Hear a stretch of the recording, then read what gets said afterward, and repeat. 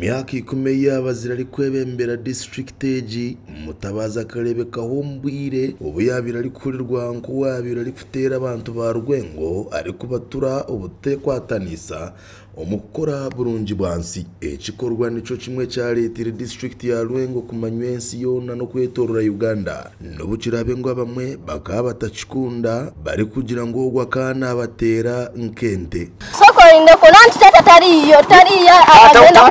tariya agenda kumurya tariya agenda kumurya bizabanza niwe tariyo banangi tariyo Nabwanyuma Mutabazi ubwo akija yabingwa umukarura ari kubingwa abanyarwengo umukarura ke 2021 kwise 2026 echaretire Mutabazi okwetombo itwana wakanda ari kurahira ko atarigaruka kwesimbo mu district niemwe bitu izuba ryanyu mwabazyo Mutabazi nibwo agarukire kurangirira mu butongore kuyagaruka kwesimba mu by'ubutegetsi bwa district ya Rwengo wabira rya mukoro ugubire gutewekanisiibwe Kamali Sauro umwari yababesimbireho omuri Rwengo ugubire gugenderire kureba ngo bwagaruraho ubuhagizi obw'ekibina cya Rwangisiriza omuri Rwengo Mutabazi yongere yashobora kwatari kubasa kwikiriza kureba ekibina cya Rwangisiriza kiri kuferwa kandi kiri kuhona mano mu district ya Rwengo ubwo kiri kumara rwabo abari kweyendeza nkomyeho kununura district 10 kubanga njagala NRM ekoleki eddewo wano abanupu bade bamalizo tuyingira katuyina bakandidates banupu basatu actually bana ekingo nekiseka tuyina mu Bukoto Midwest tuyina nerye chanza wali ude wanupu Rwengo. So I am coming back put back NRM to its strength. Muringo nigwe gumwe Mutabazi ashobora gwira ngo Rwengo etwire ry'ekibina cha NRM kumarakiri karingwa kandi ngo utari kubasa kwikiriza kureba ekibina kiri kwaho omucweka nico kimwe ebisanjanga bisatu okuva emabega NRM ezekirira wano bena sembo kubeerawo nga ndali ky'abantu alina ebitundu 78 ku 10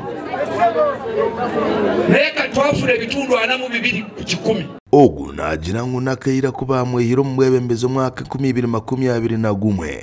nico cyabaletire bagumizamo no kutegana abwo kuba we yayanjura nkengome mpango kandi kumwiho mu karuru no bawayeretera okubonabona district 10 abasinga mu mwenje twakijja bachakula kye bakoze basuka go bampuga bagobye sekona kati ogera kubera nani kati gogo okwate wano ogobe Kamali owa masters ogobe Kamali olitachimba pisiro Ibigambo bya George Mutabazi bibiri kucumita nkeshenda ekiretira abantu muri Rwengo bagumiza muno kwebaganisamu abibine bindi nabo bayiraho busungu bari kugira ngo weno esimbira akade ndijo abaso butatunga karuru mu cweka nico kimwe ogezo omwagambye nti bangobe mu kibina abafe abakatuli cyabali wano mubera mu ekereziya awe ekitambiro kya misa kitambula wakati awo faza nagamba nti abeetese musembere abantu 10 wagendaga abasikadde mu babakatuliki oba nedda abakatuliki babagoba mu bukatuliki kakati fa bagenda okwogera independent fe ba NRM naye waliwo bannanga ekitasoboka abangoba mu kibiina bakingobemu naye ensazeewo kutambula naawe etteeka ly'NRM ligamba nti goba chairman w'NRM togenda kwazinga independent n'ekyo kigafu kandi babesimbireho muri Rwengo bari kwebemberwa Kamali Sauro kandi yesimbireho nka independent yagumiza mwari koreka ari kugira ngo ibyo byona ibyabiriho mu karura ka primary ka NRM nibyo bimujemeserize kugaruka ayesimbire nka independent kandi nawe yakutiriza kunatekwa kusinga karuraka Kamali botajja mu kalulu tugenda kunnuka Kamali botajja mu kalulu tetudda mu kulonda kakata atoronka vemu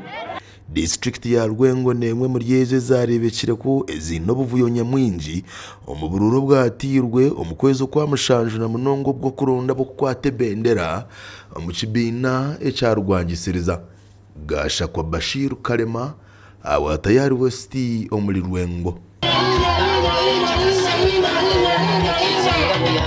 Wina, wina, wina, wina, wina.